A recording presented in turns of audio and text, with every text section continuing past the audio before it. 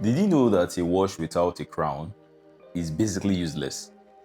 And if you don't know what I'm talking about, it's actually that knob that sits on the 3 o'clock position of every wristwatch. You see, the knob allows you to be able to adjust the time, the dates, and on mechanical watches, it enables you to wind the mainspring, giving power to your watch.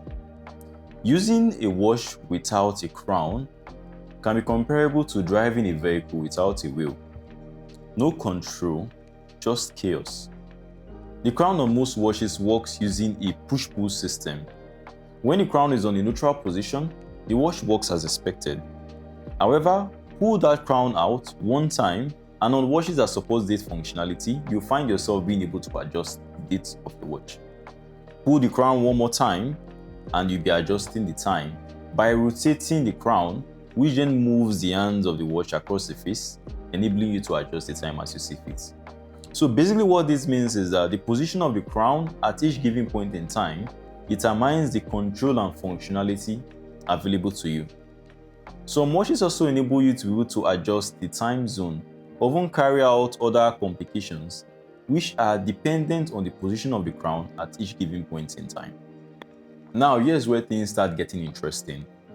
At times you might see watches that have not just one but two or even sometimes three crowns, where one of the crown might be used in adjusting the time, the second crown may be being used for controlling an internal bezel, and then the third crown might be used for adjusting a separate time zone.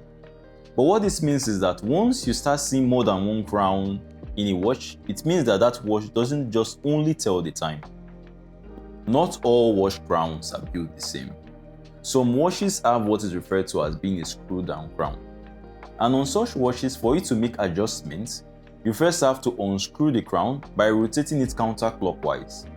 And the reason for this is that such watches are built to be able to handle water better by creating a tight seal between the crown and the case of the watch.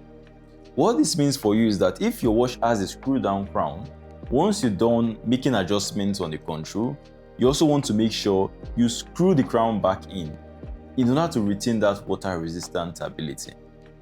This is also a cue for you to know if your watch is built to handle water better or not. Some watch crowns are intentionally made bigger, a prime example being the oversized pilot crown, which enables them to be easily adjustable. These crowns are usually quite rugged, but the design is all about function. The origin of such crowns stems from early aviation, where pilots needed to be able to easily adjust their watch while putting on thick gloves in cold cockpits.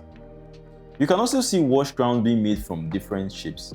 You can see fluted, onion shape, and even square shaped crowns. And there are some crowns with decorated stones referred to as cabochons. Now let's talk about pushers. Pushers are usually located above or below the crown of the watch and enable you to control chronograph functionality. So you can use them for starting, stopping, and resetting timing functions. However, here's the rule. Pushers are meant to be pressed. So if you find yourself rotating a pusher, odds are you're about to spend some of your hard-earned money to go fix a problem that could have otherwise been avoided. So in order for you to easily remember and avoid yourself unnecessary trip to the watch repair shop, just note that if it pulls and turns, it's a crown.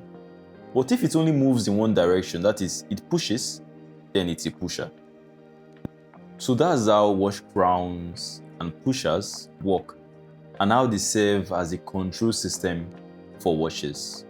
So tell me, what parts of your watch control do you use the most? Is it the crowns or the pushers? Drop your comments, I would like to know. And don't forget to like and subscribe if you want to see similar content to this. Until next time, see you soon.